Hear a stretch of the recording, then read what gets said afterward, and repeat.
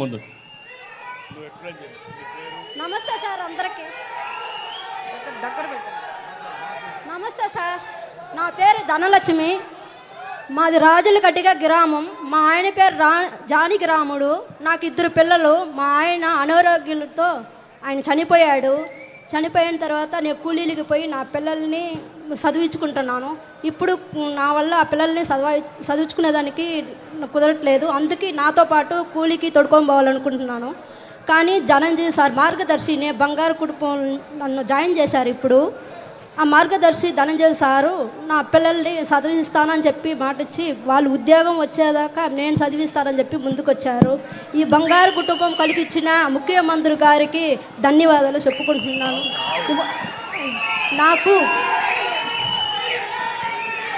నాకు జీవన ఆధారంగా ఒక ఆవుని పట్టించారు. ఆ ఆవుని పట్టుకొని పాలు పిండి పోసుకుంటున్నాను.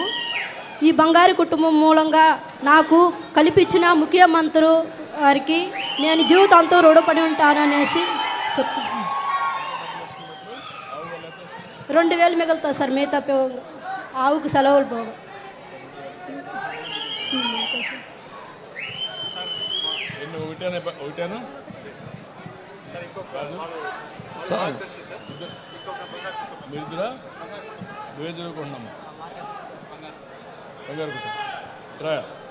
బంగారు కుటుంబం నువ్వేం చదువుకుంటున్నావు?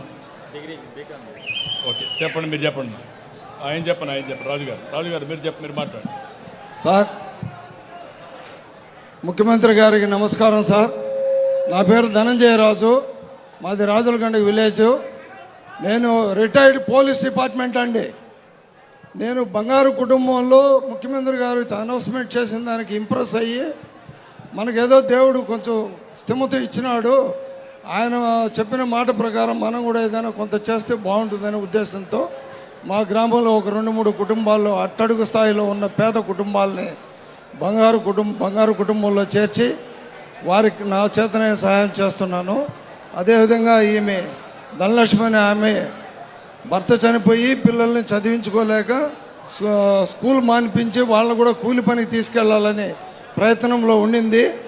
ఆ సమయంలో ఆమెకి నేను బాధ్యతగా మీ పిల్లల్ని చదివించి మీ పిల్లలకు ఉద్యోగం వచ్చేంతవరకు నేను చూసుకుంటానమ్మా, నువ్వు దిగులు పడద్దు, చంద్రబాబు నాయుడు గారు ఇచ్చిన మాట ప్రకారం మిమ్మల్ని అందరినీ బాగా చూసుకుంటాము అని ఆమెకు ఒక ఆవును బట్టి ఇచ్చినాం సార్.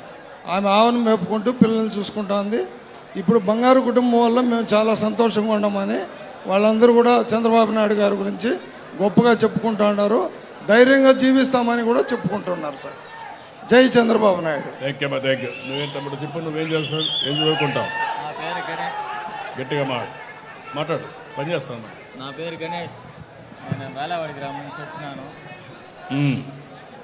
నలుగురు, అమ్మ నాన్న లేరు, మా తమ్ముడు మాత్రం. గట్టిగా దగ్గర పెట్టుకో మాట్లాడు. మేము నలుగురు, అమ్మ నాన్న లేరు, నేను మా తమ్ముడు మాత్రమే. ఏదో చిన్న పనులు చూసుకుంటా ఇంటిని సాగు చేస్తా ఉన్నా. సాయన్న గారు వచ్చినారు, ఇలాగ నువ్వు ఈ పనులంతా చేయొద్దు నేను వేస్తాననేసి సూపర్వైజర్ పనిగా ఆయన కంపెనీలో చేర్పించుకున్నారు. అంతా ఆయన ఫైనాన్సులు అంతా ఆయన చూసుకుంటున్నారు. నువ్వు బాగా చదువుకుంటావా? చదువుకుంటావు? బాగా చదువుకుంటాను. నమ్మకమేనా?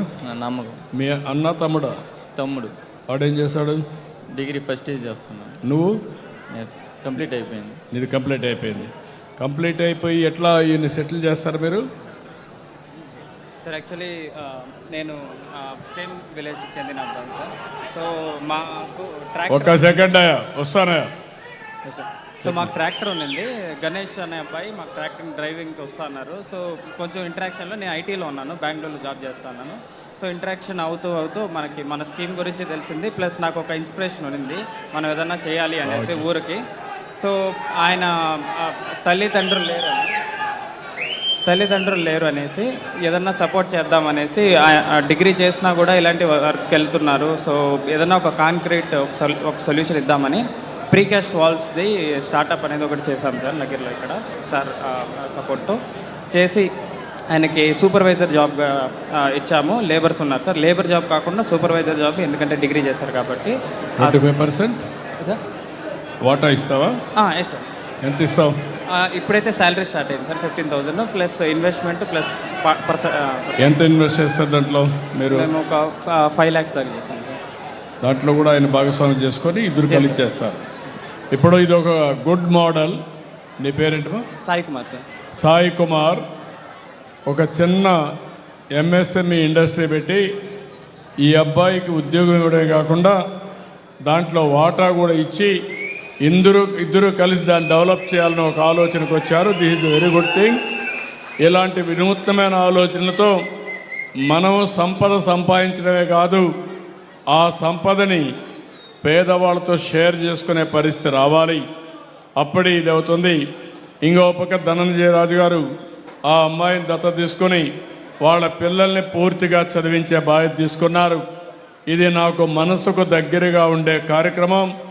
నేను ఒకటి డబ్బులుండే వాళ్ళందరికీ విజ్ఞప్తి చేస్తున్నా, సమాజం వల్ల పైకొచ్చారు, మీకు కూడా ఒక సామాజిక బాధ్యత ఉండాలి. కింద నుండే వాళ్ళని మనం అడాప్ట్ చేసుకొని వాళ్ళను కూడా పైకి తీసుకురాగలిగితే అదే నిజమైన తృప్తి, జీవితంలో అదే ఆనందం. దీనికి అందరూ కట్టుబడి ఉండాలని మరొక్కసారి పిలిపిస్తూ, ఇది నేను లాజికల్గా తీసుకుపోయే వరకు అనునిత్యం దీన్ని మానిటర్ చేసి దీన్ని జయప్రదం చేయడం కోసం అన్ని విధాల ప్రయత్నం చేస్తా. దీనికి అందరూ సహకరించి ఆశీర్వదించాల్సిందిగా ప్రతి ఒక్కసారి అందరినీ కోరుకుంటూ అందరికీ నమస్కారాలు. జై హింద్.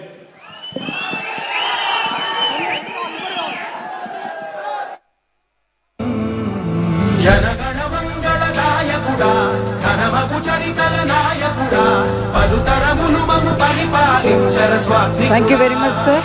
బంగారు కుటుంబం కింద సెలెక్ట్ అయినటువంటి ధనలక్ష్మి గారిని సత్కరిస్తున్నారు మన గౌరవ ముఖ్యమంత్రి వర్యులు.